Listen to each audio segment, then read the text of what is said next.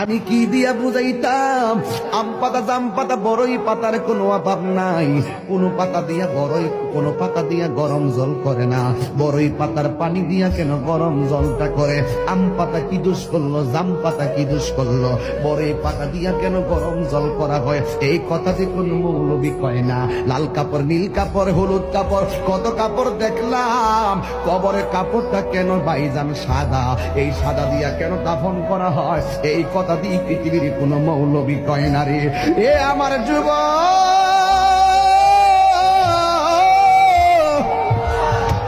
কি দিয়া বুঝাবো কবরটা কেমন ডেঞ্জারাস? কি দিয়া বুঝাবো মরণটা কত কঠিন? কি দিয়া বুঝাবো তাহির যে একটা দিন চলে যাওয়া মানে হলো আমার জীবন থেকে চিরদিনের জন্য দিনটা চলে গেছে। কোটি টাকা দিয়েও এই ঘন্টার সময়টা আনতে পারতাম না। এখন আমি শ্বাস ফালাইতেছি, একটা টাকা বিল দেওয়া লাগে না। নদীর পারে হাওয়া খাই, বিল দেওয়া লাগে না। পল্লী বিদ্যুতের ফ্যান বাতাস খাইলে বিল দেওয়া লাগে। আইসিইউতে ঢুকে গেলে দিনে 50,000 টাকা গোনা লাগে।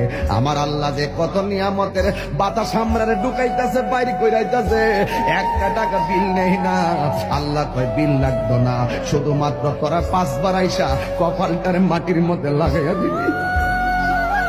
সুবহান রাব্বিয়াল আলা বলবি। দুনিয়ার মালিকের ডিউটি 20 দিন না করলে 20 দিনের বেতন কাটা। আর আমার আল্লাহ তোরে হাজিরা দিছে দৈনিক 5 বার। 1 মাসও হাজিরা দেও না, 2 মাসও দেও না, মাঝে মাঝে সিটারি হাজিরা দাও।